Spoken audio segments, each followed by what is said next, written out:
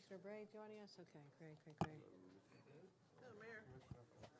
All right, I'm gonna close the door. Okay. All right, we're all set. Thank you very much.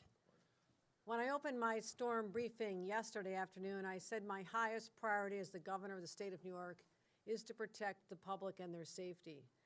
Thanks to my amazing partners in this room, starting with our county executive, Mark Polenkars, and our mayor of the city of Buffalo, Byron Brown, we have worked in incredible coordination with one single mission, that is to make sure that Western New Yorkers are protected during the duration of this storm. I also want to thank the thousands of state, county, and city workers who put themselves out on the line during very hazardous conditions to keep the roads clear, to do the pre-salting, our law enforcement who are enforcing our travel bans. And so let's remember all those and the countless people who are monitoring data as it's coming in and giving us real-time information, again, with the objective of keeping Western New Yorkers safe. And I also know that we all have our favorite teams, right, Mayor? That's right. That's right. And my favorite team is the team that I brought here from Albany, and that is the Dream Team, who are so expert in dealing with storm response. And I want to thank Commissioner Jackie Bray from Homeland Services, Commissioner Marie-Therese Dominguez, DOT Commissioner, Director of the Thruway Authority, Frank Hoare, Commissioner Rory Christian from the Department of Public Service, and Colonel Dan Cooney from the State Police. Now, we all know as Western New Yorkers how dangerous the triple threat is. The triple threat of icy cold temperature with high winds and the blowing snow, and how dangerous that all can be. It's life-threatening weather. That's exactly what's going on now in the vicinity of where there would have been a football game playing today in Orchard Park and overall throughout the South Towns. So we've been working closely together, and I would say that the forecast of this storm really underestimated the ferocity of this storm. Number one, the volume of snow was predicted to be 1 to 2 inches an hour, which is a lot of snow over a 36 to 40-hour period. But what we've seen since this morning, that the snow bands are staying longer, they're broader, and also we're now seeing in real time 4 to 5, possibly 6 inches an hour in the South Towns in particular. So what we're expecting now over the next couple of hours, the South Towns between now and 5 p.m., that same rate of snow falling 3, 4, 5, 6 inches an hour. Again, more intense than previously thought. Wind gusts were predicted to be 35 to 40 miles an hour. They are now gusting up to 50 miles an hour. What that means, whiteout conditions, limited or no visibility, and again, very, very dangerous on our roads. After 5 o'clock, the conditions in the South Towns will be a little bit better, but still could be very hazardous with snowfall rates of 1 to 3 inches an hour, still coming down and still blowing. And it still makes it very difficult for our state and county and city plows to do their jobs. The lake effect snow affects each community differently. We saw this afternoon in the North Country as well. We saw widespread 4 to 8 inches. The North Town, I'm not talking about the North Town, I'm talking about the North Country. The North Country up near in Jefferson County and Watertown, which we're watching very closely. They're expecting at least another foot of snow tonight. Again, a lot of wind blowing at intense rates as well. So we're closely communicating with those individuals as well. Now, as you heard earlier, improvements in Erie County allowed us, in consultation with the county executive, who determined that we could lift the ban in certain towns in the southeast part of Erie County. That was lifted at 9 a.m. today. We're announcing now that about 3:30, we'll be lifting the travel bans in the north towns, but only in these communities: Grand Island, Tonawanda, Amherst, Clarence, and Newstead. Again, a travel advisory remains in effect. This does not mean you can leave these towns and go to other towns that are still in the area of the bans, so we're going to be very intentional about making sure those bans are still enforced, and we'll make sure that we don't want a ban in place a single minute longer than necessary, but we can never let it be 1 minute too short either. I know they're disruptive, I know they're frustrating, and that's why we're trying to be targeted in our approach, opening up some of the communities that are not as affected, but being very conscientious about the fact that there are still many high-impact towns that are being affected at this very moment, and it is too dangerous to lift the bans at those times or on the New York State Thruway overall. So we'll be updating Western Yorkers again around 7 o'clock today on what's going on regarding any bans for the rest of Erie County and the city of Buffalo. The mayor and I are talking about what he wants to do with the city in a couple of hours. Again, this time also allows the crews to do their jobs so people aren't stuck on side streets, which is important, so that'll continue. Now, enforcement. You do not want to have to get a ticket and deal with this later. So the best advice is follow the bans, stay at home for whatever time is deemed necessary. Again, it'll be as minimal as necessary. State troopers have already issued over 360 tickets, primarily on the New York State Thruway, which continues to be a place where people are violating the bans. And I want to give another message out to the truck drivers, including the one that within the last hour violated the ban, came through the Lackawanna toll barrier, jackknifed, as could be predicted, and blocked the lanes of traffic, 3 lanes of traffic for at least a half an hour. So that's what we're trying to avoid. This is what we've seen in every other storm. This is where people get stranded. This is where people can freeze in their cars. And while we've had very few incidences of this, because we preemptively shut down the thruway and got the warnings out and the bans, a single incident like this of someone violating the rules and the ban can cause a real problem. And again, for our first responders to be taken off of their jobs and have to go dig out a truck who should never ship it on the road in the first place is frustrating. So no one should be on the thruway. And again, no other roads are open outside those southeastern towns in Erie County, and those northern communities will be opened at 3:30 today. So again, it's not about unnecessary restrictions. It's about keeping New Yorkers safe and allowing first responders and ambulances, utility crews to respond. Now, speaking about utility crews, you talk about the lessons of the past. We've always tried to get as many utility crews pre-positioned before a storm hits so they can build up resiliency and understand the vulnerabilities, areas that could be most likely to lose power. I'm really, really proud, and I want to thank Rory Christian, the head of the Public Service Commission, who is on the ground with us here today, for his work in working with the utilities. At any given time, we had thousands without power, but very quickly restored within just a couple of hours. And as someone who's lived through sometimes days and days without power at home with little kids in Hamburg not that long ago, we know how important it is to get the power restored, and I'm really grateful for them that there's only about 100 people now without power here. Same with the North Country up in Jefferson County. Large, wide-scale power outages, mostly restored, and now where we're seeing power outages are because of snow squalls that have now hit central New York, the southern tier, and the capital region. So that's what we're dealing with now. We have about 12,000 power outages there. We did have crews pre-positioned in those regions as well, so they're doing their work now. So the storm is not over. It could have been far worse, but it's still not a safe conditions to go out. So we want to make sure people, if you can continue staying home, just a few more hours and we'll be through this all. Now, I do want to say this. I know there's a lot of excitement around tomorrow's game.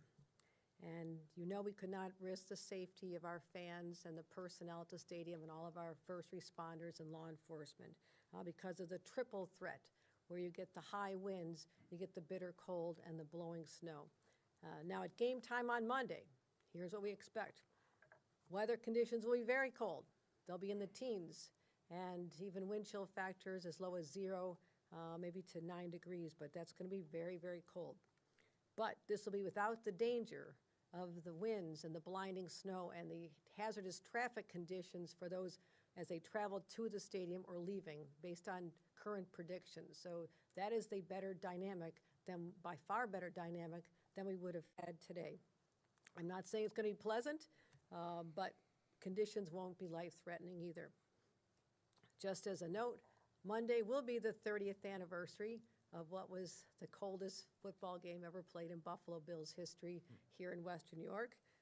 It was 0 with wind chills reaching -32. So if you start feeling cold, think back about the people who were there 30 years ago, and it was a lot colder, And remember, that resulted in a win that led us to the Super Bowl. So there's good karma playing in the bitter cold here in Buffalo, and that's what we're hoping for tomorrow. So with that, go Bills. Thank you, Western New Yorkers, for listening to us. We would not have gotten through this the way we did at this point. So please continue to heed our warnings. Thanks for your cooperation. And again, look forward to seeing you on the other side of a big win tomorrow night. With that, I'd like to turn it over to County Executive Mark Poloncarz.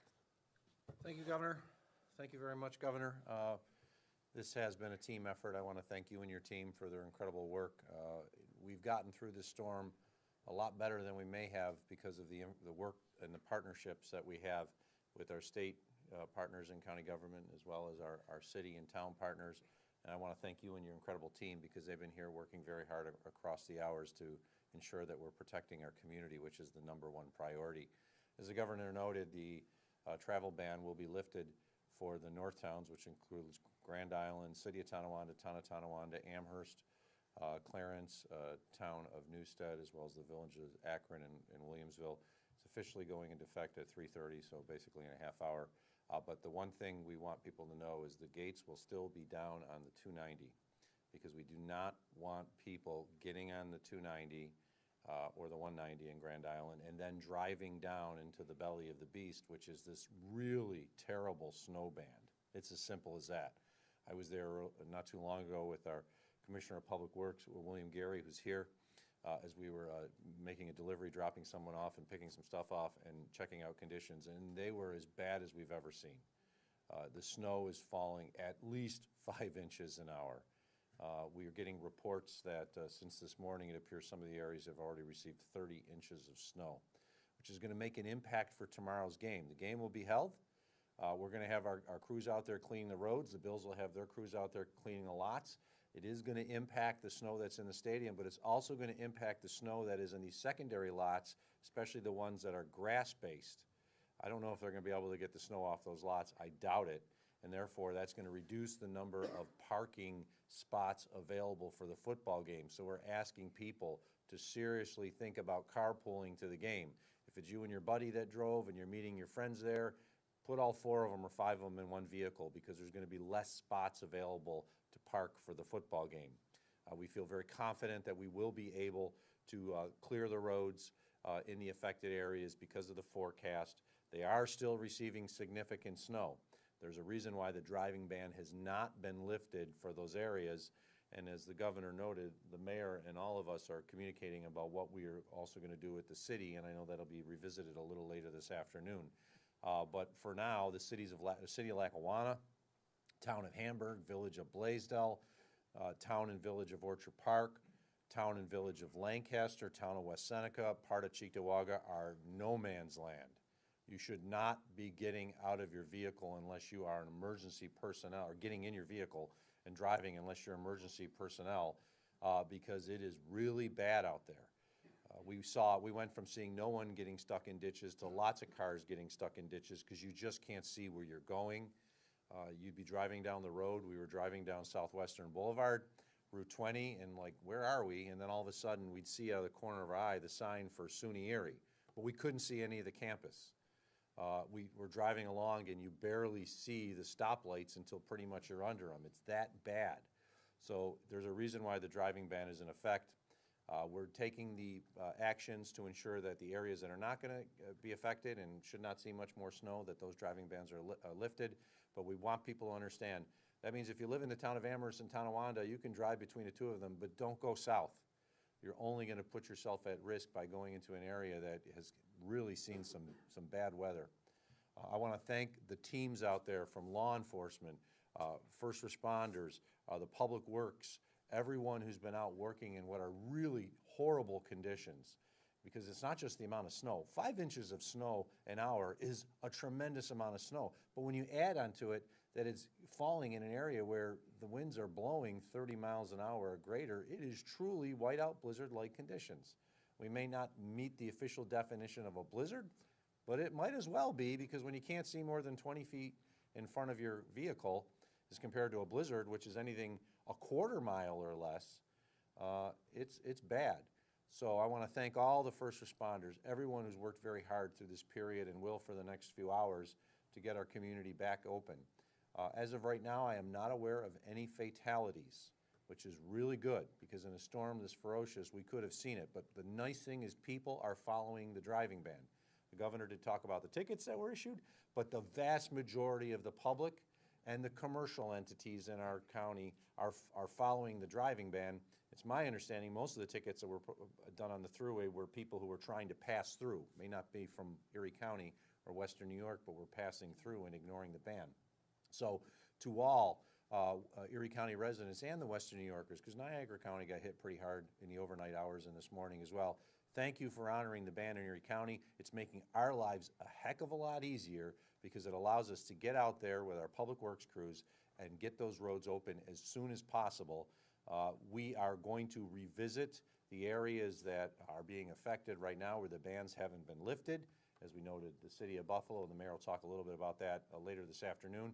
I do not expect Orchard Park, West Seneca, Cheektowaga, Lackawanna, those areas for the bans to be lifted during, and certainly not during the daytime hours, and we are going to have to look at it much into the evening hours.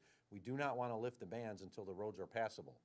Just because we have a main road open doesn't mean that the town has been able to plow the side streets. And we don't want to announce that go out there and drive and then you get stuck 30 feet from your house because your street hasn't been plowed. So do not anticipate that the area that has been affected today severely by the snow will be open, certainly not in the daytime hours, and probably not today. We hope to have it so that we can get it all set and open before a day like tomorrow morning, but we will all talk about that and revisit it later. With that, once again, thank you, Governor, and your incredible team. Really, it is an incredible team. They're on the ground. They're in communication with us. They know what we're doing. We know what they're doing. We are in concert, and it shows because we're going to get through this storm a lot quicker than we would have in years past. So thank you. Thank you. And with that, I'll turn it over to my partner, who's also working hard with his team. They've got hundreds of vehicles on the roads in the city of Buffalo. I saw it myself today. Thank you, Mayor Brown. Thank you, County Executive. Thank you very much, County Executive Poloncarz and Governor Hochul. Thank you so much for your great leadership, your personal, constant communication with County Executive Poloncarz and me, and having your key staff, your commissioners on the ground here in Erie County, assisting us in whatever we need to get through this storm. We really appreciate it. It's been said by Governor Hochul, it's been said by County Executive Poloncarz, the coordination, the cooperation, the partnership between the state, the county, and the city has been exceptional, and I thank all of the city workers, the county workers, and the state workers at every level for the effort that they've put into dealing with the storm that we have been facing.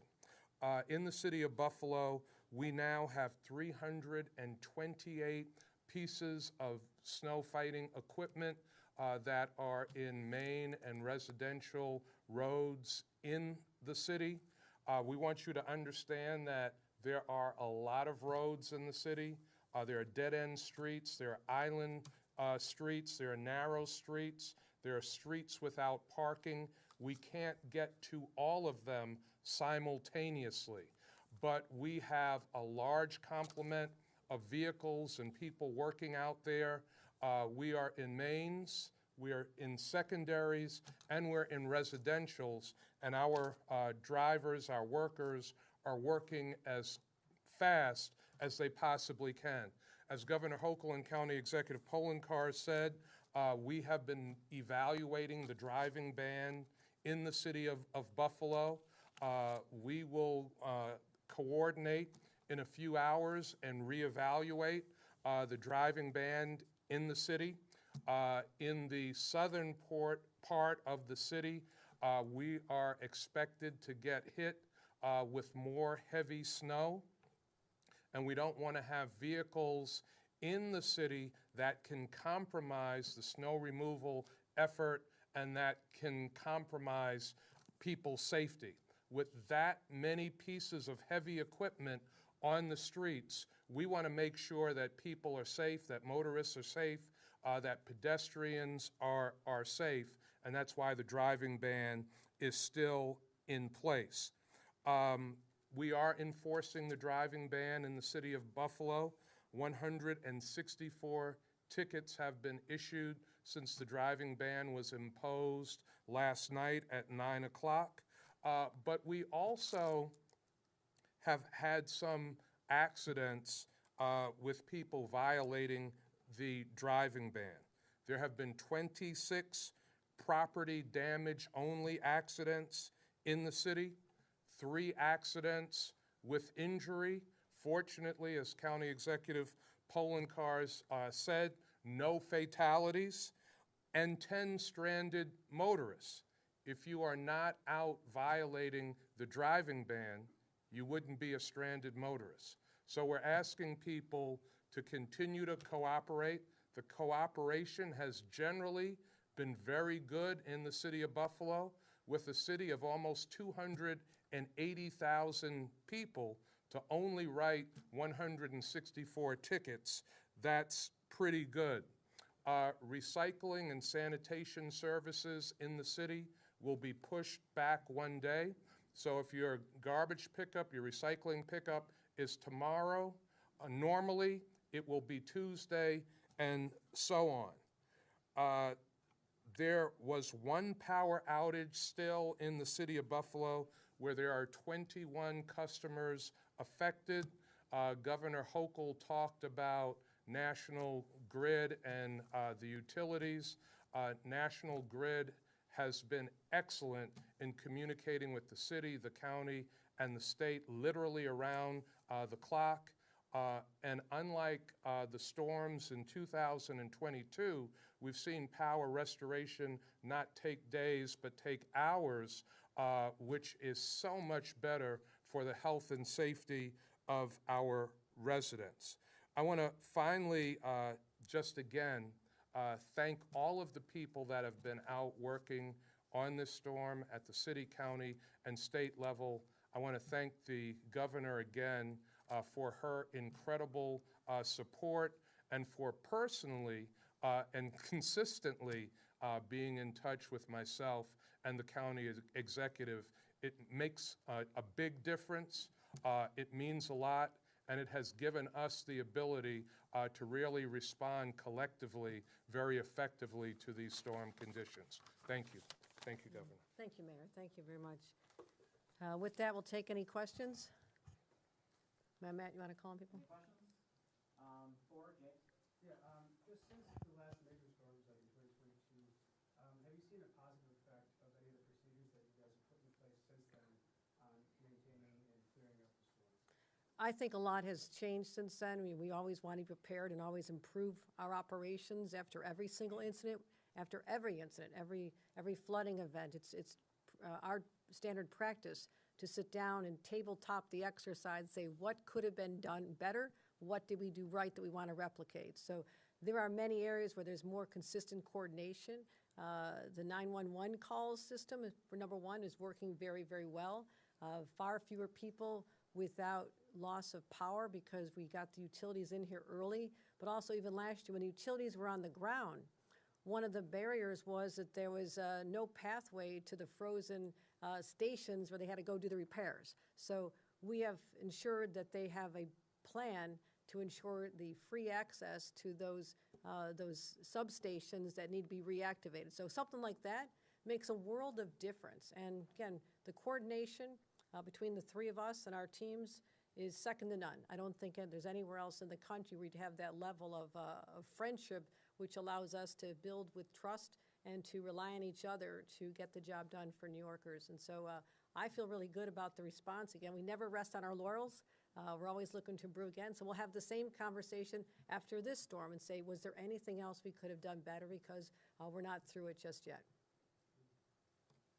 Yeah, since, we're 24 hours before the Bills game now, and Orchard Park is still under a travel ban, how are you guys planning on getting everything ready within the next 24 hours? And is there still a chance that it gets pushed back again? No. The game will not be pushed back again. I've spoken to the commissioner of the NFL several times today. I've spoken to the owner of the Buffalo Bills, again, about their preparations. There are volunteers who have walked to the stadium who are helping clean it out. We appreciate that. I would think by daylight hours tomorrow, it'll be safe for people to drive there and bring their shovels. And again, we have up until, the fans start coming into the stadium later in the afternoon. If it was a morning game, it'd be a little tougher, but a 4:30 game gives us that time. Again, the weather's not going to be perfect. It will not be a sunny, warm day with no snow, but it's nothing we can't deal with. And so I feel very confident, the opposing team will get here. They'll get here safely. They'll be ready to play, and absolutely, the Bills are ready to play as well. Looks like we have one more question. How are we preparing for the next weather system that'll be coming through in the next couple of days? We'll be preparing with the same experiences we had with this one. Again, what's fascinating to me is the governor of the state. Literally every 2 days, for the last 2 weeks, we've had a new weather system come, whether it's the coastal flooding we're dealing with on Long Island, the mid-Hudson area, which is having its third wave of flooding in the last couple of weeks, to the North Country, all the way to Western New York. And again, the southern tier and the mid part of our state are also dealing with snow squalls. So I would say we are in a permanent state of readiness, that we know how to deploy people, we know all of our assets, and using our state-of-the-art communications center, we can identify where the crews should be for utilities, where the generators need to be, where we need our search and rescue teams, as well as the plows and the supplies of salt. So this is what the Dream Team practices for. This is their Super Bowl, and I'm convinced they'll be ready for the next storm as well. All right, thanks, everybody. Appreciate you coming out. Thank you. Thank you. Thanks, Bill. All right, Super Bowl team. Thanks very much. That's a